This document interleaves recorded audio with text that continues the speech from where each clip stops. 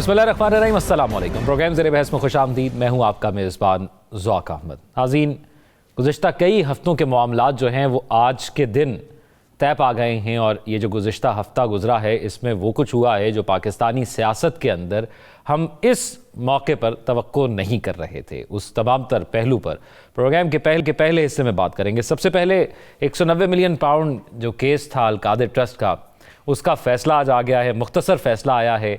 इमरान खान को 14 साल की कैद हुई है, 10 लाख रुपए जुर्माना हुआ है। बुशरा बीबी साहिबा को 7 साल की कैद हुई, 5 लाख रुपए जुर्माना हुआ। और अल-कादिर ट्रस्ट ज़मीन जो है वो हुकूमती तहवील में दे दी गई है। इमरान खान पर करप्शन में मुलव्वस होने का जो इल्ज़ाम है वो साबित हुआ है इस केस के अंदर। जो मुख्तसर फ़ैसला अदालत की जानिब से अब तक सामने आया है उसमें ये कुछ दर्ज है। अब ये फैसला जब आया तो तब 3 मीटिंग्स हो चुकी हैं हुकूमत और अपोजिशन की। मुज़ाकरात पर बात हो रही है। हुकूमत बज़िद थी कि लिख कर दिया जाए जो कुछ अपोजिशन चाहती है, पाकिस्तान तहरीक-ए-इंसाफ चाहती है।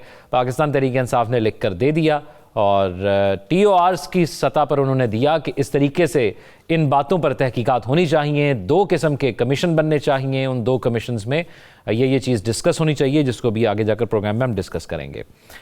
अब एक और अहम मुलाकात होती है इस तमाम सूरत हाल में। अब ये फ़ैसला और ये मुज़ाकरात जो है ये लिंक थे। बहुत से लोग ये सवाल कर रहे थे, लेकिन पाकिस्तान तहरीक-ए-इंसाफ वाले कह रहे थे अगर फ़ैसला ख़िलाफ़ भी आ जाए तो तब भी हम मुज़ाकरात के अमल को जारी रखेंगे, ये मुज़ाकरात होते रहेंगे। और अब क्योंकि रिटन तौर पर दे दिए गए हैं, हुकूमत ने जो इस प्रोग्राम के प्लेटफॉर्म से हमारे तज्ज़ियाकार बताते रहे हैं कि जैसे ही ये मुज़ाकरात लिखे हुए आएंगे तो हुकूमत कहेगी कि ये देखो जी NRO आ गया, और वही हुआ।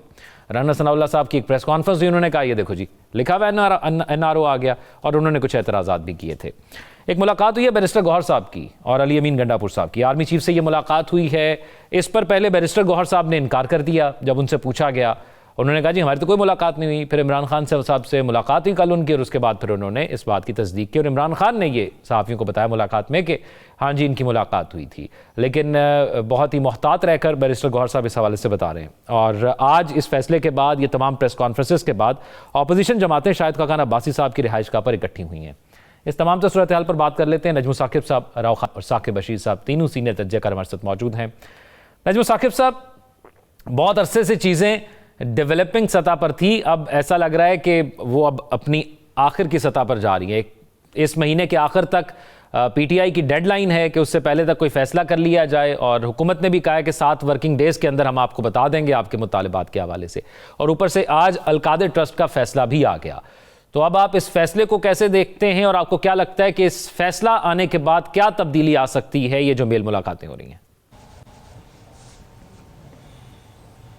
फैसले पे क्या देखते हैं? देखिए, सबसे पहले मुझे ये बताइएगा कि ये जो अल-कादिर ट्रस्ट है, या ये 458 कनाल ज़मीन है, या 460 अरब रुपए हैं, या 190 मिलियन पाउंड की बात हो रही है, इस केस में क्या सिर्फ ये 2 ही लोग थे? क्या खान था और बुशरा बीबी थी, कि कुछ और लोग भी थे? मैं बड़ी तफसील से मैंने ये देखा, बड़ी रिपोर्टें मैंने यानी देखी, टीवी पे लोगों को बोलते हुए देखा। मुझे समझ नहीं आई कि ये इन 2 लोगों ने ही सारा कुछ किया, बाकी कुछ और लोग नहीं थे? मिसाल के तौर पे जिसने ये पैसे दिए उनका तो जिक्र ही नहीं है। अच्छा, इनके एक प्रिंसिपल सेक्रेटरी भी होते थे, उस कैबिनेट मीटिंग में बहुत सारे और लोग भी थे। तो इन 2 लोगों ने किया, वो जो बीच में और सहूलतकारियां थी करने वाले लोग, वो किधर हैं? तो पहला तो सबसे सवाल ये आता है कि क्या ये दोनों ही थे? दूसरा ये आता है, वो लॉ में कहते हैं कि justice delayed is justice denied, कि अगर आप कानून को में ताखीर करेंगे ना उसमें इंसाफ करने में, तो इसका मतलब है कि इंसाफ आपने नहीं किया, इंसाफ की नफी हो गई। Justice delayed is justice denied. जल्दी कर दे तो कहते हैं कि मेरिट पूरे नहीं हुए। 3 दफा ये फैसला महफूज हुआ, उस पर भी बात करते हैं। 3 दफा ये फैसला महफूज होता है। क्यों होता है? कोई सवाल करे। अगर इंसाफ की बात है तो इंसाफ की बात की जाए कि ये 3 दफा महफूज क्यों हुआ, और ये आज ही क्यों, इस वक्त ही क्यों? तो ये हुआ दूसरा सवाल। तीसरा सवाल ये है कि क्या ये मेरिट पे फैसला हुआ है, और अगर ये मेरिट पे फैसला हुआ है तो क्या पाकिस्तान में मेरिट पे फैसले होने शुरू हो गए हैं? ये तो बहुत खुशाइन बात है कि मेरिट पे बात होगी, मेरिट में ये है, ये तो ओपन एंड शट केस है, इसमें तो सीधा सीधा सा जो है वो यानी खान पे इल्ज़ाम है और वो साबित हो रहा है, अल्लाह अल्लाह खैर सल्ला। तो क्या मेरिट पे फैसले होने की पाकिस्तान, मेरे प्यारे पाकिस्तान में इब्तिदा हो गई है? ये तीसरा सवाल है। अब वो लोग जो कि दूसरी तरफ हैं, बाढ़ के उस तरफ खड़े हैं, जो नैब का ये अदालत का ये फैसला सुन रहे हैं और लुडियां डाल रहे हैं, लड्डू शड्डू तकसीम हो रहे हैं, उनसे एक सवाल ये है कि क्या नैब के तमाम फैसलों को उन्होंने मान लिया है? नैब की अदालत में जितने भी फैसले अब के बाद होंगे आप उनको मान लेंगे? ये 4 सवाल करने के बाद मैं आपसे कहूंगा कि वो जो खान कहा करते हैं ना अपने वोटर सपोर्टर्स को, क्या आपने घबराना नहीं है। वो इसलिए नहीं घबराना कि इसमें अभी तो ये पहली अदालत है, अभी तो हाई कोर्ट में जाएगा, एक डीबी डिविजनल बेंच बैठेगा, उसमें अपील होगी, अपील में जो हमने देखा तोशा खाना, साइफर, फलाना, इद्दत, ये केसेस दाएं बाएं होते रहे। हमने तो ये भी देखा कि बहुत बड़े बड़े केसेस, मिसाल के तौर पे अल अजीजिया हो गया, फ्लैगशिप हो गया, एवन फील्ड हो गया, वो ऐसे ऐसे ऐसे करके हवा में तहलील हो जाते हैं। अब देखना सिर्फ ये है कि हवाएं जो हैं वो किस तरफ चल रही हैं। अब हवाएं ही करेंगी रोशनी का फैसला। जिस दिए में जान होगी वो दिया रह जाएगा। अब देखना है कि हवाएं खान के खिलाफ चल रही हैं या चल रही थी तो क्या मवाफिक हो गई हैं हवाएं कि नहीं हुई। इस पे ही सारा मुंतज होगा। और ये केसेस वेसेस तो पाकिस्तान की तारीख भरी पड़ी है। जरा सी बात पे कि जी उसने अबेट किया और एक बहुत बड़ा लीडर जुल्फकार अली भुट्टो जो है वो दार पे चढ़ा दिया जाता है। फिर बड़े बड़े केसेस, बड़े बड़े वो आराम सुकून से जो है ना वो दाएं बाएं फाइलें हो जाती हैं और अदालत से फैसले आ जाते हैं जी कि ये तो गलती होगी। सुप्रीम कोर्ट के अपने फैसले सुप्रीम कोर्ट रद्द करती है। लिहाजा मुझे किसी किस्म का क्यों आर नहीं है ये कहने में कि अगर ये हवाएं मुवाफिक चलती हैं, मुखालफत खत्म हो जाती है इन हवाओं की, इन केसों को किस्सा पारीना बनने में एक लम्हा भी नहीं लगेगा। अब आते हैं इसके असरात क्या होंगे जो आपने सवाल। मैं नजर साहब असरात पे जरा दोबारा आता हूं, मैं जरा बाकी 2 राय ले लेता हूं, फिर असरात पे दोबारा आता हूं उस राय के साथ। राव साहब की तरफ चलता हूं। जरूर जरूर जरूर ये फरमाइएगा कि हवाएं क्या किस सिमत चल रही हैं। ये जो अभी नजम साकिब साहब ने तमाम चीज़ें बताई ये माजी की तल्ख हकीकतें थी। ऐसा होता रहा है, इसी बुनियाद पर अब भी कहा जाता है कि जो फैसले आ रहे हैं वो अगली अदालतों में जाकर वो क्या स्टैंड लेंगे। लेकिन अभी मुख्तसर फैसला आया है, जब तक तफसीली फैसला नहीं होगा तो मेरे ख्याल से अगली अदालत में भी नहीं लगेगा, अपील तो ये दायर कर देंगे। तो और फिर कुछ हमारे सीनियर कुलीग्स थे जिनको रात को ही फैसले का पता था, उन्होंने अंदाजा लगा लिया तमाम समातों को देखते हुए। तो क्या कुछ हुआ, आप क्या देख रहे हैं? देखिए ये बड़ी बदकिस्मती होगी कि अगर हम वही काम करेंगे जो बाकी अदवार में होता रहा कि फैसले कभी जब ज़रूरत थी जेलों में डाल दो, सज़ाएं दो, बगावत के मुकदमे बना दो, तैयारा हाईजैकिंग केस बना दो, मेमो कमीशन खड़ा कर दो, और जब ज़रूरत ख़त्म हो गई तो फिर एकदम से हर चीज़ विड्रॉ। प्राइम मिनिस्टर जिस दिन ओथ उठाते हैं, जिस दिन फर्द जुर्म आयद होनी होती है मनी लॉन्ड्रिंग की, उस दिन उनकी बरीयत हो जाती है और वो वज़ीर-ए-आज़म का ओथ उठा लेते हैं।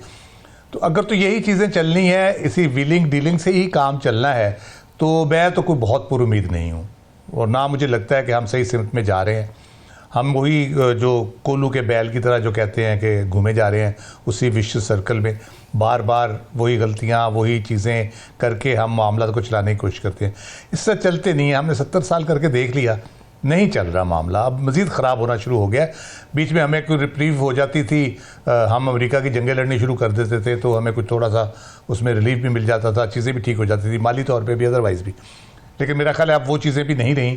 तो हमें अब थोड़ा सा संजीदगी से वो जो कहते थोड़ा पीछे बैठ के लंबी सांस लेके ठंडा पानी पी के हालात का जायज़ा लेके उसको असेस करके फिर आगे बढ़ना चाहिए और सही सिमत में अपना कम अज़ कम सिमत तो दुरुस्त करनी चाहिए, जो कि अभी तक हम नहीं कर पाए। यही चीज़ें चल रही हैं। नजम साहब ने बिल्कुल सही कहा, कल को अगर कोई हो जाती है व्हील डील तो आप इधर देखेंगे जो बाहर हैं वो राना सनाउल्लाह साहब पहले खर्चे का इज़हार कर चुके हैं कि हम अंदर होंगे, वो बाहर होंगे, वो वज़ीर-ए-आज़म होंगे, हम अंदर होंगे। आसिफ ज़रदारी साहब फरमाया करते थे कि मैं जेल में होता हूँ या वज़ीर-ए-आज़म हाउस में होता हूँ, दो ही जगह हैं। तो राव साहब, ये जो आप मंजरनामा बता रहे हैं, इसमें तो वो चीज छुप गई है कि झूठ क्या था, सच क्या था। हम किसी भी केस में अगर किसी ने जुर्म किया भी है तो वो उसको भी सजा नहीं हो पाती, और अगर नहीं किया तो उसको भी हो जाती है। झूठ सच की परवाह। जी एग्जैक्टली, यही मैं कह रहा हूं कि हमें जो सिम दुरुस्त करने की जब मैं बात करता हूं वो यही है कि आप मेरिट पे अगर गलत हुआ है तो सजा मिलनी चाहिए। भले पॉपुलर लीडर है, भले बहुत ज्यादा वोट लिए 8 फरवरी को उन्होंने स्वीप कर गए, अगर सही केस है तो सजा होनी चाहिए। अगर सही केस नहीं है तो नाजायज तौर पे मुकदमात बनाना, बंद रखना, इस तरह से आर्म ट्विस्टिंग करना, ये भी उतना ही गलत है जितना किसी सही केस में हमायत देना किसी मुजरिम को या मुलजिम को। तो ये देखिए केस बनते रहते, केस का आप देखें खुद ही कंट्रोवर्शियल कर दिया, हुकूमत ने किया, पीटीआई ने भी नहीं किया, हुकूमत कंट्रोवर्शियल कर देती है, फैसला आज ये आएगा और जज साहब के कह ले के साख के हवाले से, अदालत के साख के हवाले से वो पहले से इतनी कंट्रोवर्सीज क्रिएट कर देते हैं आप कि अब पीटीआई कुछ ना भी कहे तो हर बंदा समझ रहा है कि जी ये तो कोई गड़बड़ी थी इसमें। ठीक है। और ये बहुत राइटली पॉइंट आउट किया नजमुल साकिब साहब ने, जो लोग जो क्या दो ही मुलजिम थे उसमें जिनको सजा होनी थी, या बाकी उसमें डॉक्यूमेंटेड है सारी चीज। ये नहीं है कि हवा में बात करें, व्हाइट कॉलर क्राइम कह दिया नैब ने तो व्हाइट कॉलर क्राइम तो नहीं हो गया, डॉक्यूमेंटेड है सारा कुछ। एनसीए के साथ उनका एक डीप फ्रीजिंग ऑर्डर है, एनसीए का किस बुनियाद पे उसने वो डीप फ्रीजिंग ऑर्डर किया, अदालत से जाके खुद उन्होंने रिक्वेस्ट की, वो एसेट फ्रीज हुए, फिर डीप फ्रीज हुए, फिर उसको कम्युनिकेट किया गया, फिर वो हैंड ओवर किए गए अकाउंट वहाँ पे मलिक रियाज साहब के बेटे को, उन्होंने अल मशरिक बैंक के जरिए यहाँ पैसे ट्रांसफ़र किए, सुप्रीम कोर्ट में उसका अल मशरिक बैंक ने पूरा रिकॉर्ड पेश किया हुआ है, और जो कैबिनेट में जो कुछ हुआ वो भी रिकॉर्डेड है सारा, लिखत पढ़त में हर चीज़। तो कोई एक डॉक्यूमेंट दिखाया उन्होंने कि ये डॉक्यूमेंट है जिसकी बुनियाद पे ये इल कॉटन बनी थी, ये डॉक्यूमेंट है जिसकी बुनियाद पे ये डील हुई, इसमें रिश्वत ली गई, कादर ट्रस्ट में ये इस तरह से करके डील हुई, इतने पैसे अंडर द टेबल लिए गए। तो कोई ऐसी डॉक्यूमेंट, हर चीज़ का डॉक्यूमेंट मौजूद है, लेकिन एक सिंगल पर्चा नहीं है वहाँ पे, और जो जिसको फेवर दी गई उसका तो नाम तक नहीं आया पूरे केस में। जाहिर है किसको फेवर दी गई ना उसी बुनियाद पे किया ना, जिससे रिश्वत ली गई उसको फेवर दी गई ना, उसका नाम तक नहीं आया। शहजाद अकबर साहब चले, आप कह सकते हैं जी वो बाहर चले गए, जो एसपी रिकवरी यूनिट जिन पे सबसे ज्यादा तनकीद होती है इस हवाले से, तो उनका तो आप कह सकते हैं, लेकिन बाकी नाम तो ले लेना भाई, उनका जिक्र तो कर ले ताकि तो लोगों को पता हो कि हाँ यार इसका ये रोल इसमें रहा है।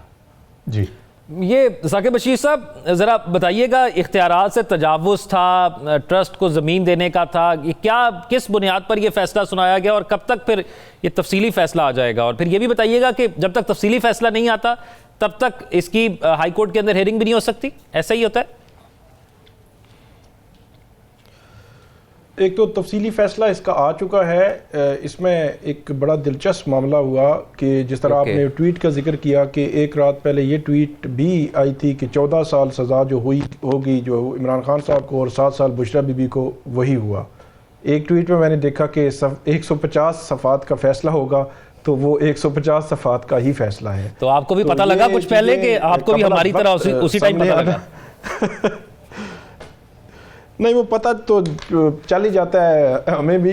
तो इसमें एक जो चीज़ बात हो रही थी कि एक तो टोटल 8 मुल्ज़मान थे, इसमें 6 मुल्ज़मान इसमें जो वो इश्तिहारी हैं और 2 की हद तक ये केस हुआ है। फिर जो साबिक़ वज़ीर-ए-आज़म नवाज शरीफ हैं उनके ख़िलाफ़ 6 जुलाई 2018 को जब फैसला सुनाया गया था तो उस वक़्त पीटीआई ने मिठाइयाँ भी बांटी थी और सब कुछ, नैब ने भी बड़ा सेलिब्रेट किया था। लेकिन वही नैब अक्टूबर 2022 में उसने आके इस्लामाबाद हाई कोर्ट को कहा कि ये केस तो बनता ही नहीं था, ये नैब ने गलत बनाया, नैब की पुरानी जो प्रोसिक्यूशन टीम थी। तो मुझे वो कहीं रिवर्स ना हो जाए ये सारा जो है वो मामला। इसके अलावा जो इमरान खान साहब जो इल्ज़ामात हैं वो एक तो करप्ट प्रैक्टिसेस या करप्शन का उन्होंने मतलब बिल्कुल आसान अल्फाज में अगर बात करें तो ये कहा जा रहा है कि 190 मिलियन पाउंड लाने में उसके बदले उन्होंने अलकादर यूनिवर्सिटी की जगह जो ज़मीन थी उसके लिए डोनेशंस और एक और 458 कनाल की जो ज़मीन है वो बुशरा बीबी की फ्रंट मैन एक एलिगेशन था कि वो फरा गोगी ने जो है वो ली। तो ये 190 मिलियन पाउंड लाने में सारा जो है वो उन्होंने किरदार अदा किया, फैसिलिटेट किया और करप्शन साबित किया। अदालत कहती है कि करप्शन जो है वो साबित हो जाएगी, करप्ट प्रैक्टिसेस जो है साबित हो चुकी हैं। लेकिन यहाँ पे सवाल है कि जो काबीना जिसने मंजूरी दी थी वो इमरान खान साहब हेड कर रहे थे और बाकी सारी काबीना उनकी मौजूद थी, और ये मुत्तफिका फैसला था कि वो जो एक लिफाफा था, बंद लिफाफा जिसकी मंजूरी दी गई, और वो एक कॉन्फिडेंशियल डॉक्यूमेंट था या डीड थी, वो कॉन्फिडेंशियल डॉक्यूमेंट एक तो उसकी मंजूरी देगी, बाकी काबीना कहाँ पे है इस सारे मामले में? कहीं नहीं है। ये एक बड़ा ग्राउंड बनेगा इनके लिए। जब हाई कोर्ट में जाएंगे तो वो कहेंगे ठीक है, हम तक ये केस जो है वो एक इमरान खान की हद तक बतौर वज़ीर आज़म तो हो रहा है, लेकिन क्योंकि फैसला मुत्तफिका था तो बाकी काबीना कहाँ पे है? बाकी कुछ लोग जेल में हैं, कुछ लोगों ने प्रेस कॉन्फ्रेंस कर दी है, आगे चलकर सब कुछ है, लेकिन इस केस में उनका कहीं नाम नहीं है। वो 2-3 लोग इन्होंने बतौर गवाह बुलाए, लेकिन बाकी लोगों को कहीं पे इस पे नहीं लाया गया, अगरचे मंजूरी उन्होंने भी दी थी। और दूसरी बात यह है कि जो एनसीए नेशनल क्राइम एजेंसी और जो रिस्पोंडेंट थे उसमें उनके दरमियान जो आपस में मुआहदा हुआ था, एक सेटलमेंट हुई थी, वो सेटलमेंट आज तक खुफिया है। तो वो सेटलमेंट सामने नहीं आई। तो एक फरीक कहता है कि ये स्टेट ऑफ पाकिस्तान का पैसा था, मतलब नैब कह रही है, गवर्नमेंट कह रही है। दूसरा फरीक जिस पे इल्जाम था, अदालत ने कहा है कि जुर्म साबित हो गया, वो कहता है कि ये स्टेट ऑफ पाकिस्तान का पैसा नहीं था। अब वो जो खुफिया एक लिफाफा था जो जिसकी मंजूरी, जिसके हवाले से मंजूरी फेडरल कैबिनेट ने दी थी, और वो सेटलमेंट थी वहां पे यूके में, वो खुफिया लिफाफा जब तक सामने ना आए तो उसमें से ये चीज स्टैब्लिश होना थोड़ा सा मुश्किल। इसलिए मैं कह रहा हूं क्योंकि साइफर के केस में हमने देखा कि वो बंद लिफाफा खुला नहीं था अदालत के सामने, तो उसकी बुनियाद पर उनको आगे रिलीफ मिल गया। तो हाई कोर्ट में जब ये जाएंगे तो ये एक ग्राउंड उनकी रिलीफ के लिए बन सकती है। ठीक है, लूप होल्स मौजूद है। नजम साकिब साहब, आप जरा बात कर लेते, जो ऑन गोइंग मुज़ाकरात हैं, 3 दौर हो चुके हैं और अभी हुकूमत ने बताना है, जवाब देना है जो मुतालिबात सामने रखे हैं, तो आपको लगता है कि कुछ उसमें इस फैसले की वजह से भी उसमें कोई तब्दीली आएगी या वो वैसा ही रहेगा? देखिए, मुज़ाकरात हम इस फोरम पे ज़ेर बहस के इस पैनल में हम कई दफ़ा कह चुके कि 2 किस्म के हो रहे हैं। एक वो है जो नज़र आ रहे हैं, जिसमें अभी हमने देखा कि डिमांड जो हैं वो लिख के दी गई हैं। एक वो है जो कि आज पता लगा, यानी इस फैसले के बाद पता लगा कि वो कोई इतने ज़्यादा पीटीआई के हक में जा नहीं रहे। ये याद रहे, वो मुज़ाकरात भी अभी ख़त्म नहीं हुए, ये मुज़ाकरात भी चलते रहेंगे। इसका असर तो कुछ नहीं होगा, सिर्फ ये है कि इसका पता लग गया। मैंने जिस तरह हवाओं का जिक्र किया है कि ये हवाएं अभी तक मुखालिफ ही हैं खान के और पीटीआई के, और उसमें सिर्फ एक ही रास्ता नजर आ रहा है मुझे। देखिए, ये जो मुज़ाकरात हुकूमत की कमेटियों के और पीटीआई की कमेटियों के हो रहे हैं ना, इसका तो मैं पहले से कई दफा हम कह चुके हैं कि ये सिफर है, सिफर को सिफर से ज़रब दे, सिफर नतीजा निकलेगा। अभी तक ऐसा ही है और लग भी यही रहा है कि ये सिफर ही निकलेगा। दूसरे मुज़ाकरात जिसके बारे में हुकूमत घबरा गई, 3-4 दिन पीछे अगर आप देखें, खासतौर पे ये जो एक सियासी लीडरों से मुलाकातें हुई हैं, आप देखिए किस कदर पैनिक फैला हुआ है उनको। लेकिन इस फैसले के बाद जो है उनको तसल्ली हुई है, उनको तसल्ली हुई है कि नहीं हालात अभी माशाल्लाह बिल्कुल ठीक ठाक हैं, अभी ये चलेगी हुकूमत, क्योंकि ये पीटीआई के और खान के खिलाफ आया है। याद रहे कि अब पीटीआई को दोबारा से एक बयानिया बनाना है। इस वक्त की आखिरी बात कर रहा हूं और बड़ी अहम बात कर रहा हूं, इसलिए कि पीटीआई को किसी तरह से ये एक थोड़ी सी उम्मीद थी कि अगर इस फैसले का हमारे हक में आता है तो इसका मतलब ये होगा कि आइंदा हमारे लिए रास्ता उस्तवार हो रहा है। तो उनको ये पता लगा कि नहीं, अभी रुकावटें हैं, तो या तो माफी मांगेंगे और अच्छे बच्चे बनने की बात करेंगे। हम माफी मांगते हैं खासतौर पे 9 मई पे, वो 26 नवंबर वगैरह नहीं, 9 मई पे माफी मांगते हैं। जो कुछ 9-10 को हुआ, हम उसके लिए अनकंडीशनल अपॉलॉजीज ऑफर करते हैं, नंबर 1। नंबर 2, आइंदा इस तरह की कोई बात नहीं होगी, हम इसकी गारंटी देते हैं। ये दोनों बातें खान नहीं करेगा, अभी तक की इतला यही है।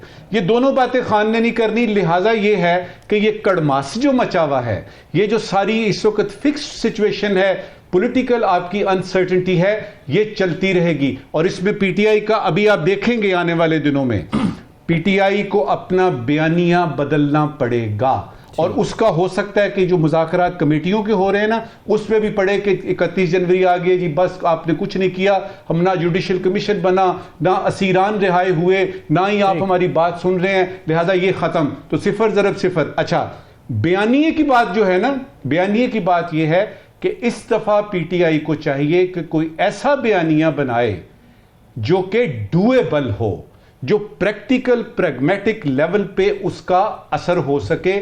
माफ़ी के बारे में भी सोचा जा सकता है। राव साहब, ये बयानिए का जिक्र करने, तो ये जब से ये रिटर्न मुज़ाकरात जो अपने मुतालबात पीटीआई ने हुकूमत को दिए हैं, तो हुकूमत को तो एक बयानिया मिल गया है कि ये एनआरओ आ गया है पीटीआई का। जब तक ये हुकूमत है या जब तक अगले इंतखाबात आते हैं, तो अब तो हुकूमत इसी एक बयानिए पर जाएगी। तो ये जो TORs दिए गए हैं, आपको लगता है कि पीटीआई ने एक स्टेप फॉरवर्ड किया है, बता दिया कि ये टर्म्स ऑफ रेफरेंस है, अब आप बताएं आपको क्या लगता है, बैठना है इस पर या नहीं बैठना?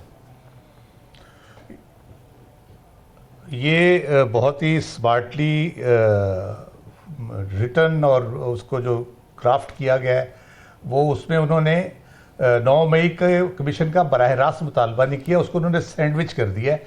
9 मई से पहले इमरान खान की गिरफ्तारी जिन हालात में हुई और उसके तहकीकात के क्यों वो गिरफ्तारी हुई, और उसके बाद जो सिक्योरिटी इदारों की अहम सेंसिटिव इंस्टॉलेशन पे हमले हुए वो कैसे हुए, उसकी CCTV फुटेज कहाँ है, क्यों ये सिक्योरिटी लैप्स हुआ, और फिर उसके बाद जो फॉलो अप एक्शन है, गिरफ्तारियां हैं, FIRs हैं, घरों में तोड़ फोड़ है और इंटरनेट का शटडाउन है, वो सारा उसको बना करके बीच में सैंडविच 9 मई को कर दिया है।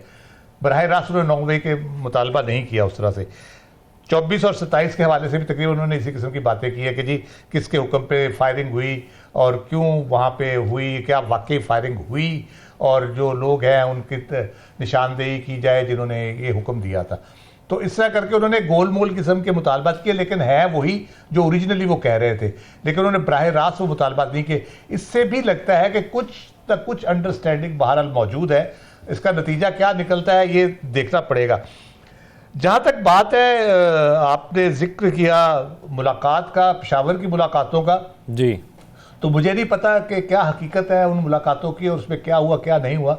अलबत्ता जब मैं वो देख रहा था, सुन रहा था चीज़ें, और बड़ा मेरे हिसाब से तो गैर मामूली किस्म की चीज़ थी कि तमाम पॉलिटिकल पार्टीज़ के लोगों को स्पेशली पेशावर में बुला के मिलना, और वहाँ ज़ाहिर है वहाँ दहशतगर्दी के हवाले से चीज़ें हैं, सिक्योरिटी के इश्यूज़ भी हैं, लेकिन ये इस्लामाबाद में भी हो सकती थी ये मुलाकात।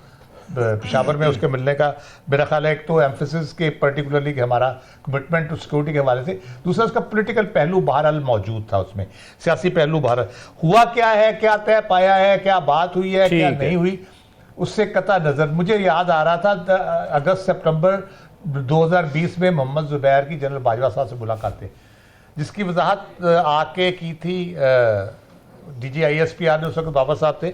उन्होंने वजाहत करते हुए कहा था कि उन्होंने मरियम नवाज़ और नवाज शरीफ के मुकदमात के हवाले से बात की, तो उनको बताया गया कि ये अदालती मामलात हैं, आप अदालतों से रुजू करें, हमारा कुछ लेना देना नहीं है। अगर सियासी मामलात को करने हैं तो सियासतदानों से बात करें, हमारा उससे कुछ लेना देना नहीं है। ये उस वक्त वजाहत दी गई, लेकिन उसके बाद अप्रैल में नो कॉन्फिडेंस मोशन आई, वो पास भी हुई और इमरान खान साहब की छुट्टी हो गई जी। तो मुझे बिल्कुल वो वाला मंजर मेरे जहन में आ रहा था कि अभी भी तरदीदें, तायीदें, वजाहतें, तफसीलात ये बयान हो रही हैं, लेकिन शायद किसी वक्त बैरिस्टर गौहर साहब भी मोहम्मद जुबैर साहब की तरह बैठ के TV पे बताया करेंगे कि उस मुलाकात में क्या क्या बात हुई थी, उन्होंने क्या कहा था और उनको क्या बताया गया था और फिर क्या हुआ था। तो लेट्स सी। साकिब बशीर साहब, ये इस मुलाकात की सिग्निफिकेंस इसलिए भी थोड़ी ज़्यादा हो गई है, इस पर बात इसलिए भी हो रही है कि वहाँ पर अली अमीन गंडापुर साहब पाकिस्तान तहरीक इंसाफ की नुमाइंदगी कर रहे थे ऑलरेडी, तो फिर बैरिस्टर गौहर साहब का वहाँ पर अचानक जाना, और सुना ये भी है कि उनके लिए अरेंजमेंट किए गए वहाँ पर जाने, और फिर तो आपकी क्या खबर है, वहाँ पर क्या बातचीत हुई? क्या जो कहा जा रहा है कि एक अलहदा से मुलाकात हुई, वो भी सिक्योरिटी के इश्यूज़ पर ही हुई? बैरिस्टर गौहर तो मेरा ख्याल में सिक्योरिटी के हवाले से उन्होंने क्या बात करनी है, वो तो डेफिनेटली चेयरमैन है एक पॉलिटिकल पार्टी के, वो अपनी पार्टी के हवाले से ही बात करेंगे। लेकिन इस मुलाकात की खबर आने के बाद हुकूमती सफ़ों में काफ़ी हलचल है, काफ़ी बेचैनी है। और हुकूमती जो वज़रा हैं उनसे जब सवाल भी हुआ कल जब ये मुलाकात की खबर आई तो उनमें वो जवाब जिस तरह पहले जवाबात दे रहे थे और पहले चीज़ें चल रही थी उस तरह का वो नहीं था, एक्टिव नहीं थे। और ख़ास तौर पर अगर बात की जाए कि कल से लेकर आज तक मेरा ख्याल में जब ये फैसला आया तो उसके बाद थोड़ा सा उन्होंने सुख का सांस लिया कि चले फैसला जो है वो आ चुका है। लेकिन जो मुलाकात एक पसे पर्दा जो मुज़ाकरात का सिलसिला है वो तो चल ही रहा है, लेकिन उसका असर हमें नज़र आ सकता है जो ज़ाहिरी मुज़ाकरात हो रहे हैं। अब हुकूमत एक तरफ कह रही है या एक बयानिया बनाने की कोशिश यकीनी तौर पर करेगी कि वो NRO मांग लिया है उन्होंने तहरीरी तौर पर, लेकिन वो इतना को कम्प्रीहेंसिव है, ऐसे लगता है कि किसी को कहते हैं कि PTI वकीलों की पार्टी बन चुकी है, तो किसी वकील ने वो पूरा तैयार किया है ड्राफ्ट जो रिटर्न था, तो उसमें उन्होंने हर चीज़ डाल दी है और हुकूमत किसी तौर पर भी इस पर एग्री नहीं होगी मेरे ख्याल में, क्योंकि उसके खिलाफ बहुत सारी चीज़ें जा सकती हैं, ख़ास तौर पर 26 नवंबर और फिर अगर 9 मई पे भी बनता है तो उसमें भी चीज़ें मुख्तलिफ हो सकती हैं मुमकिना तौर पर। तो इसलिए ये आसान नहीं होगा कि वो 26 नवंबर या 9 मई से मुतल्लिक़ जो वाक़यात हैं उन पर कमीशन बनाने के लिए तैयार हो जाए। फिर जो रिहाई वाला मामला है उसमें उन्होंने डायरेक्टली इमरान खान उनका नाम नहीं लिखा, कहा है कि PTI के जितने भी कैदी हैं उनको रिहा किया जाए, तो उसमें वो भी आ जाते हैं, लेकिन डायरेक्टली उनका नाम नहीं लिखा और हुकूमत डायरेक्टली उनको रिहा भी मुझे नहीं करती हुई नज़र आ रही। तो ये चीज़ें जो है वो बहुत आप ये कहें कि कोई दुरुस्त समत जाएगी हुकूमती साइड से, ऐसा लग नहीं रहा। और जो मुज़ाकरात जो अभी खबर आई है मुलाकातों की, उसके बाद तो मुझे ज़्यादा नहीं ऐसा लग रहा कि जिस तरह वो ख्वाजा आसिफ कह रहे थे कि ये भी हमें ज़हन में रखना होगा कि हम कहीं इस्तेमाल ही ना हो जाए। तो फिर 20 जनवरी भी करीब है। राना सनाउल्लाह जो है उनसे कल सवाल हुआ, 20 जनवरी के बाद जो अमरीकी इंतज़ामिया में तब्दीली आ रही है तो उसका असर हो सकता है। तो हुकूमती वज़रा इस इंतज़ार में बहरहाल हैं, वो कहते हैं कि हम मुदाखलत नहीं मानेंगे कि वहाँ से कोई ट्वीट, कोई चीज़, कोई बयान, कोई इनडायरेक्टली कोई कुछ भी आ सकता है, तो उसके लिए ज़हनी तौर पर वो तैयार बहरहाल ज़रूर है। उन्होंने अवाम को भी तैयार कर दिया है, ये मुज़ाकरात की जो तमाम चीज़ें चल रही हैं, लेकिन अब देखना ये है कि इसको हुकूमत किस तरह इसका जवाब देती है, वो बड़ा अहम होगा। पाकिस्तान तहरीक इंसाफ ने तो स्मार्टली उसको ड्राफ्ट कर दिया। एक ब्रेक की तरफ चलते हैं, ब्रेक के बाद आते हैं तो एक और अहम मामले के हवाले से बात करेंगे। Stay with us.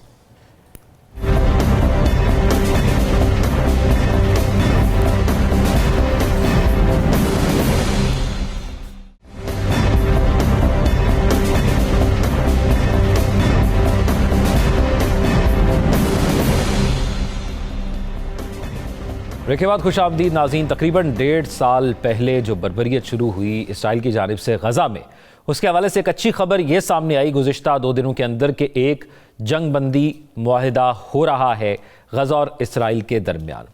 अब ये किन मराहिल से गुजर कर होगा, इस पर हम बात करेंगे, क्योंकि डोनाल्ड ट्रंप अपनी इंतखाबी मुहिम के अंदर, जो कि अमेरिका के आने वाले सदर अपना हलफ उठाने वाले हैं 20 तारीख को, तो उन्होंने कहा था कि जंगों का ख़ात्मा करेंगे। तो उनकी हलफ बर्दारी से एक दिन पहले ये तारीख रखी गई है, इतवार को ये जंग बंदी होगी और इसमें यह तय हुआ है कि जो इसराइल के कैदी यहाँ पर मौजूद है गज़ा में, वो वापस किए जाएंगे और वहाँ से कैदी यहाँ पर वापस आएंगे इसराइल से, और उसके साथ साथ फिर फोर्सेस थोड़ी पीछे होंगी। तो मरहलावार ये तमाम तर सूरत हाल होगी। तो क्या इसराइल इस चीज़ में संजीदा होगा और जो मुआहिदा ऑन पेपर होगा हमें ऑन ग्राउंड भी वो नज़र आएगा? क्योंकि जब से ये मुआहिदा हुआ है तब से ये जो बमबारी की जा रही है इसराइल की जानिब से, इसमें इजाफा हो गया है और तकरीबन 100 मज़ीद शहादतें हो गई हैं। राव साहब, ये जो मुआहिदा हुआ है गज़ा जंगबंदी के हवाले से, आपको क्या लगता है कि ये वाकई ही एक मुस्तकिल जंगबंदी हो पाएगी या इसमें मज़ीद मसाइल आएंगे? अभी ज़ौक़ जो अभी तक उसकी तफसीलात आई हैं ना, वो मरहलावार जैसे आपने कहा 6 हफ्तों के 3 फेजेस हैं उसके, लेकिन तीसरे फेज़ के बाद फिर 3 से 5 साल का एक फ़ेज़ आता है।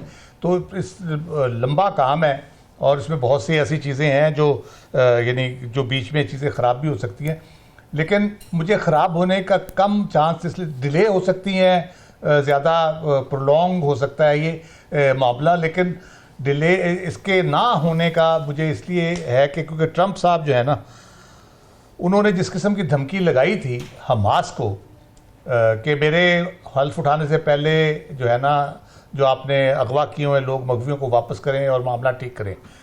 और सिर्फ उन्होंने धमकी दी, साथ उन्होंने एक जेफरी साशे इकोनॉमिस्ट, उनकी एक वीडियो शेयर की थी जिसमें वो हर चीज़ का जिम्मेदार नेतन्याहू को ठहरा रहे थे और उसको जाली जंग करार दे रहे थे, और उन्होंने गाली वाली भी दी। तो वो बड़ा उस पर रौला बड़ा पड़ा फिर ट्रंप के खिलाफ, जो नेतन्याहू के हवाले से उन्होंने जो बात की तो काफ़ी सीरियस उस मामले को लिया गया। मज़े की बात यह, ये डील मई 2024 में बाइडेन एडमिनिस्ट्रेशन ने दी थी, ये वही प्रपोजल है एग्जैक्टली। तो अब तक क्यों नहीं हो पाई और अब क्यों हो गई है? तो उससे हमें ये पता चलता है कि जो ट्रंप ने जो बात की है उसको ज़्यादा सीरियसली लिया गया है, और उन्होंने ये मेरा ख्याल है समझा है कि ट्रंप मीन इट, वो करेगा, और उसने ज़बरदस्ती करनी पड़ी, जो भी करना पड़ा उसने करना है। इसराइल को भी क्लियर मैसेज गया है, हमास को भी क्लियर मैसेज गया है। तो अब ये मरहलावार जो चीज़ें शुरू होंगी उसमें देखना है कि कहाँ तक ये उसमें कामयाबी होती है। पहले फेज़ में तो मगवियों की वापसी है, ऑपरेशन पॉपुलेटेड एरिया से उन्होंने अपनी विड्रॉ करनी है फोर्सेस इसराइल ने, और उसके बाद जो इनिशियल 33 उन्होंने इसराइली जो होस्टेज है वो रिलीज़ करने हैं, और उसमें एक रेशो रखी गई है जो कि आप कह लें एक तरह हमास की फेवर में जाती है जी, कि एक इसराइली सोल्जर के इव्स वो 30 कैदी हमास के या फ़लस्तीनी रिलीज़ करेंगे, और एक खातून होस्टेज के इव्स इसराइली होस्टेज होगी वो 50 कैदी रिलीज़ करेंगे। तो इस तरह से करके दूसरे फेज़ में अगर हम आते हैं तो उसमें जो बाकी रिमेनिंग हैं 42 डेज में वो वापस करने हैं, और पर पूरा विड्रॉ करना है उसने गजा से इसराइल ने, कंप्लीट विड्रॉल हो जाएगा। तीसरा स्टेज फिर आता है जिसमें आप कह लें कि कंस्ट्रक्शन का है और रिकंस्ट्रक्शन उस एरिया की और सारा आगे फ्यूचर। इसमें जो प्रॉब्लम एक आ रही है वो ये है कि जो हमास की लीडरशिप है वो किस किस्म की है अभी हमें नहीं पता। उनके अभी लीड कौन कर रहे हैं, किस तरह के लोग हैं, क्या वो इस सारी विड्रॉल के बाद वहाँ पे किस किस्म की सिक्योरिटी होगी, गवर्नेंस किस किस्म की होगी, तामीर नौ के मामला कैसे चलेंगे, ये है। लेकिन एक जो पहलू है जो ट्रंप के हवाले से मैं कहूँ कि अब ट्रंप डॉक्ट्राइन उसको कहा जा रहा है, जो दुनिया भर में उन्होंने अल्टीमेटम देने शुरू किए हैं। यूक्रेन वॉर भी चल रही है, ऊपर से वो समझते हैं ईरान कमज़ोर हो गया, हमास और हिजबुल्लाह के यानी स्ट्राइक जब किया इसराइल ने उसकी ताकत को डाइल्यूट कर दिया है, तो अब वो ईरान के हवाले से भी काफ़ी ऑप्टिमिस्टिक है कि वो उसको भी वो अपने तौर पे राय रास्त में लाने में कामयाब हो जाएंगे। लेकिन जो सबसे हमारे हवाले से जो मैं समझता हूँ, ट्रंप के बयान को अगर मद्देनजर रखें, अफगानिस्तान विड्रॉल पे उन्होंने एक बड़ा खौफनाक बयान दिया। उन्होंने कहा वो तमाम लोग जो इस शर्मिंदगी से भरपूर विड्रॉल के जिम्मेदार हैं अफगानिस्तान से अमरीकी फ़ौजों के, वो अपनी अपनी मेज़ें छोड़ने के लिए तैयार हो जाए, मैं किसी को नहीं माफ़ करूँगा, एहतसाब होगा उनका। अब हम क्योंकि उस प्रोसेस का हिस्सा थे, कतर सारे मुआहदे का, हमने काफ़ी सारी उसमें मदद की अमेरिका की, हम उसमें राइट साइड पे हमें गिना जाएगा या रॉन्ग साइड पे गिना जाएगा, ये ट्रंप साहब के मिजाज पे डिपेंड करता है। तो मेरे लिए ये चीज़ जो है ना, उनके जो बयानात हैं उनमें ये चीज़ मुझे थोड़ी सी राव साहब इंशाल्लाह है कि वो कहीं नेगेटिव ओथ से पहले ये डिस्कस भी करेंगे। मैं नजमुल साकिब साहब, ये अब मुआहदा हो गया, कौन जीता कौन हारा? जी देखिए, 2 स्टेट सोल्यूशन वहीं पे है, मसला वहीं पे है। मरने वालों की ये जब मुआहदा हो जाएगा, इस पर इम्प्लीमेंटेशन शुरू हो जाएगी तो होगा क्या? मरने वालों की तादाद कम होगी, मसला वहीं पे रहेगा। इंफ्रास्ट्रक्चर और ये जो आपका हेल्थ सिस्टम है गज़ा की पट्टी का, ये तबाह बर्बाद हो गया, मसला वहीं पे है। इज़राइल ने ये शुरू किया, ये खून और ये जो सारा हिसाब किताब है, खून रेजी शुरू की, इज़राइल ने ही ख़त्म किया, मसला वहीं पे है। क्रेडिट लेने वालों में ट्रंप साहब भी शामिल हैं, हालांकि ट्रंप साहब का इससे कोई लेना देना नहीं है, ये मैं आपको बड़े वसूख से बता रहा हूँ। गज़ा में अगली खून रेजी तक, गज़ा में अगली खून रेजी तक, गज़ा में या वेस्ट बैंक में अगली खून रेजी तक का ये मुआहदा है कि उस वक्त तक हम बंद रहेंगे जब इज़राइल का दिल चाहेगा ये खून रेजी दोबारा शुरू होगी, दुनिया इसी तरह देखती रहेगी और अमेरिका इसी तरह से हमायत करता रहेगा। मसला वहीं पे है। 2 सवाल हैं। अगर कैदियों की रिहाई ही करनी थी, अगर कैदियों की रिहाई ही मकसूद थी, तो ये 46,000 लोगों को क्यों शहीद किया गया? अगर आखिर में यही निकलना था, और फिर ये 46 आपने ये तो कर दिया, इतने कैदी वापस आ गए, इतने कैदी इधर चले गए, इतने कैदी उधर चले गए, ये 46,000 लोगों का क्या करना है जो अपनी जान से गए? अगर रिहाई करानी थी तो अस्पतालों को क्यों तबाह किया? ये अगर आपने हॉस्टेजेस ही निकालने थे तो दुनिया को आपने 1.5 साल तक इतना सूली पे क्यों टांगे रखा? दूसरा सवाल, अक़वाम आलम का फोकस क्या अब गजा की पट्टी को रीहैब करने के लिए होगा कि इसको दोबारा से बिल्ड करते हैं और अरब ममालिक सारे पैसे लगाएंगे और इसको बिल्ड करेंगे, या इंटरनेशनल क्रिमिनल कोर्ट ने जो अरेस्ट वारंट किए हुए हैं इसके इशू क्राइम्स अगेंस्ट ह्यूमैनिटी, उस पे बात होगी? ये मेरे 2 सवाल हैं। इस वक्त की आखिरी बात, देखिए आपने जो सवाल किया ना उसी का जवाब दे रहे हैं। अरबों डॉलर का बिजनेस होना था, वो हो गया। स्टेट ऑफ द आर्ट आपने वो जो दिखाने थे कि जी देखिए इस तरह निशाने पे लगते हैं ये सारे, ये वो आपने मैदान जंग बना के बताया दुनिया को, और अरबों में से ही कुछ यानी ममालिक ने आपसे वो असला खरीदा भी। बिजनेस होना था अरबों का, वो हो गया। इजराइल की धाक बिठानी थी कि इस पूरे इलाके में मशरक़ वस्ता में सिर्फ और सिर्फ इजराइल है। धाक तो बैठ गई, लेकिन ईरान के वो जो 81 मिसाइल चले ना, उससे एक मैसेज भी मिला।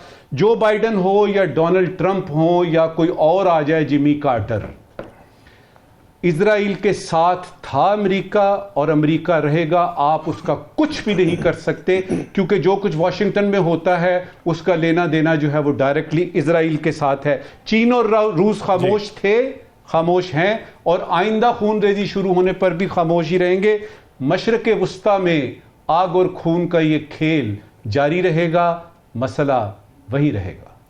साकिब रशीद साहब, मुख्तसरन अगर मैं आपसे जान सकूं कि जो तवक्कुआत की जा रही हैं, जो वहाँ पर खुशी की लहर थी गज़ा में, क्या वो बरकरार रह पाएगी या फिर वही बारूद वहाँ पर नज़र आएगा, हमें अटैक्स नज़र आएंगे वहाँ पर?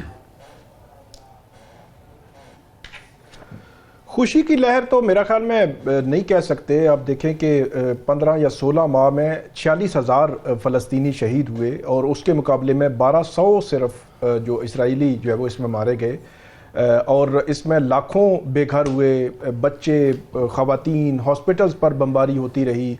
फिर ये बुध को ये ऐलान हुआ, और उसके बाद भी क्योंकि इससे 19 जनवरी इतवार से इस मुआहदे पर जो है वो अमल दरामद शुरू होना है, तो दोबारा से इसराइली फ़ज़ाई हमला जो है वो हुआ गज़ा में, और अभी तक जो इसराइल की जो काबीना है उसने जिसने तौसीक करनी थी इस मुआहदे की, वो भी नहीं की गई। और ये बयान भी आया है कल नेतन्याहू का कि जो हमास है उसकी जानिब से जब तक कि श्योरिटी नहीं होती कि वो मुआहदे की तमाम नुकात पर अमल करेंगे, तब तक हम तौसीक नहीं करवा सकते। और ये खबर भी आई है कि उनकी कोई काबीना का इजलास बुलाया गया था, वो इजलास भी जो है वो मौखर कर दिया गया है इसी वजह से। बहरहाल ये हो तो जाना ही है, लेकिन इसमें वो सवालात हैं जिनके जवाबात बाहर लाने चाहिए।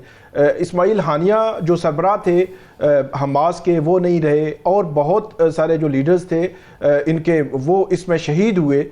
हमास ने क्या खोया क्या पाया अक्टूबर 2023 से आज तक, ये वो सवाल है जिसका जवाब आना चाहिए। कितना फ़लस्तीन को नुकसान हुआ और काज को, और कितना फ़ायदा हुआ, और मेरा ख्याल में नुकसान हमें जो है वो नज़र आता है।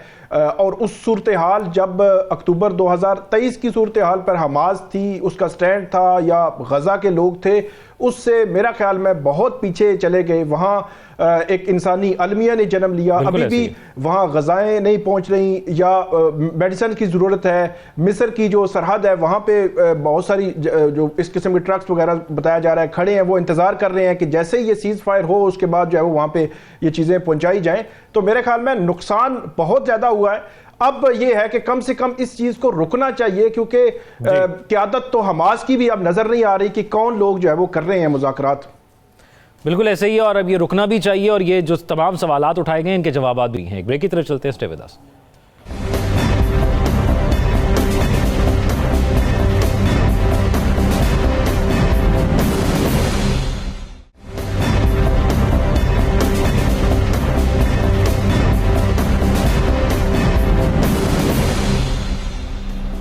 ब्रेक के बाद खुशामदीद नाज़रीन, एक और इंतहाई अफसोसनाक वाक़या मराकश में कश्ती हादसे का पेश आया। नजमुल साकिब साहब, अभी तो वो वाला सोग ख़त्म नहीं होता, वो वाली डिस्कशन हम पूरी नहीं कर पा रहे कि वाक़े पे एक और वाक़या हो रहा है, और ये तारिकीन वतन जो मुल्क छोड़कर यूरोप में मुंतकिल होने की कोशिश कर रहे हैं, वहाँ पर जाकर सुहाने ख्वाब सजा कर जा रहे हैं, लेकिन नींद की मौत की वादी में चले जाते हैं। तो आखिर ये कब रुकेगा जाकर सिलसिला?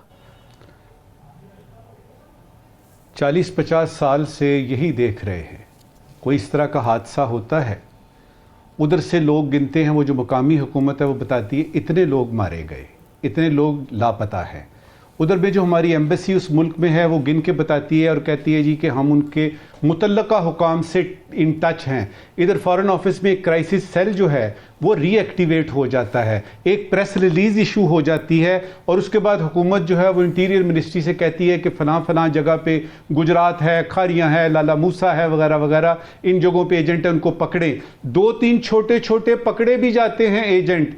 उसके बाद फिर अगले वाक़े आने तक अल्हम्दुलिल्लाह रब्बिल आलमीन एक ऐसी खामोशी होती है जो कि आपको समंदर के ऊपर नजर आती है। ये हम देख रहे हैं। देखिए, क्विकली बताऊंगा, इसके 3 क्विक यानी एंगल हैं। एक है कि नौकरियां नहीं है पाकिस्तान में, दूसरा ये है कि ह्यूमन स्मगलिंग जो है वो होती है और वो हो रही है और उसको आप रोक नहीं सकते। उसके लिए 2018 में 2 कवानीन भी आ चुके हैं, लेकिन कवानीन आने से उसकी इंप्लीमेंटेशन तो नहीं होती ना, वो होती नहीं है। उसमें करना क्या है? एक पैगाम दूंगा उन तमाम वालिदैन को जिनके बच्चे जो हैं वो इस तरह 10 लाख दे के, 12 लाख दे के, 14 लाख दे के जाते हैं और फिर इस तरह मारे जाते हैं कि आप ना हुकूमत की तरफ देखिए, ना कानून की तरफ देखिए, ना ही अदालत की तरफ देखिए।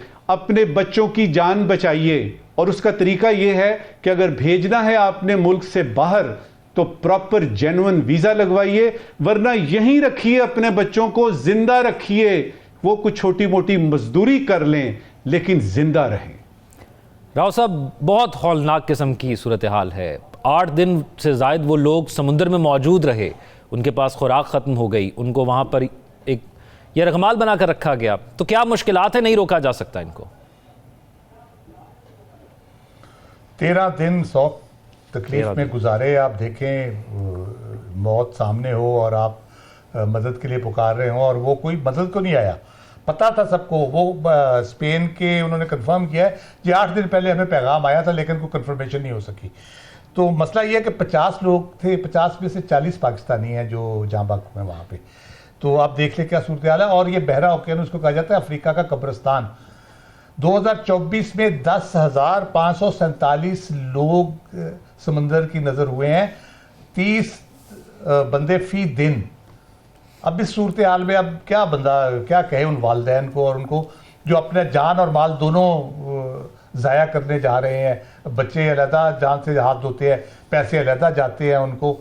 तो उन पैसों से यहाँ कारोबार करा लो यार। 12 लाख रुपए अगर आपके पास आ ही गए हैं, 20 लाख आ गए, ये तो बड़ा लिक्विडेटिव बिजनेस है। इंसानी स्मगलर है, उसको तो एक खेप में 2, 4, 5 करोड़ रुपए बच जाना है, उसको तो कोई फर्क नहीं पड़ता। वो इधर जो सिस्टम है हमारा उसमें वो आराम से निकल जाता है बच के, वो उन्हीं पैसों की मदद से। तो खुदा के लिए हमें होश के नाखून लेने चाहिए। अभी वज़ीर आज़म ने एक परसों मीटिंग की थी जिसमें उन्होंने कहा जदाद ज़ब्त कर इंसानी स्मगलरों को पकड़े। कुछ भी नहीं होता, इतनी दफ़ा ये हो चुके हैं दावे वादे, ये ऐलानात, और कुछ फ़र्क नहीं पड़ा। ये दुरुस्त बात है, मैं नजम साक़ साहब को इंडोर्स करूँगा कि उन वालिदैन को खुदा के लिए हाथ जोड़ के अर्ज़ है कि अपने बच्चों की जान बचाएं, अपना माल बचाएं, उनको यहाँ पे वो कारोबार करा दें जो वहाँ उनको भेज के कराना है आपने। साकिब बशीर साहब, कौन से वालिदैन हैं जो चाहते हैं कि उनके बच्चे जाएँ? ये बच्चे खुद भी इज़्ज़त करते हैं और समटाइम्स तो उनके वालिदैन को भी नहीं पता होता। पिछली दफ़ा हमने सुना 35 FIA एहलकारों को मुलव्विस होने में साथ जो है उनके खिलाफ कार्रवाई की गई, फिर भी एक और वाक़या हो गया। बिल्कुल, ये बड़ा ही दर्दनाक वाक़या है। इस वाक़े को अगर आप पढ़ें, इसके हवाले से जितनी भी अभी तक मालूमात सामने आई हैं, इतना दर्दनाक है कि 13 दिन जिस तरह राव साहब ने बताया ये चलता रहा, हथौड़ों से मारते रहे, या इस किस्म की वो अफ्रीका के जो एजेंट थे जिनके हवाले ये लोग किए गए और इनको मारा गया। बाकी जो आप बात कर रहे हैं, यकीनी तौर पर बहुत सारे नौजवान ऐसे ही हैं हमारे ये मंडी, गुजरात, गुजरांवाला, जेलम, इन इलाकों में ख़ास तौर पर एक तो एजेंट्स भी दस्तयाब होते हैं, दूसरा वो भी अपनी पढ़ाई की तरफ तो जाते ही नहीं है। बस उनका रुझान डे वन से यही होता है कि हम इतना बड़ा रिस्क लेंगे और आगे चले जाएंगे। फिर वालिदैन से भी ज़बरदस्ती भी बहुत सारे जो ऐसे भी देखे हैं नौजवान जो ज़बरदस्ती भी करते हैं, लेकिन अल्टीमेटली मेरे ख्याल में हुकूमत को जो कानून साजी है उस पर अमल दरामद करने, एजेंट्स को रोकने, इस किस्म का कोई ऐसे इकदाम ज़रूर उठाने चाहिए। लेकिन हुआ क्या, आखिरी बात सिर्फ करूँगा, पिछला जो वाक़या था उस वाक़े के बाद बहुत सारे FIR जो FIA के लोगों के हवाले से कार्रवाई का जिक्र आया, लेकिन हमने उसका एक अल्टरनेट देखा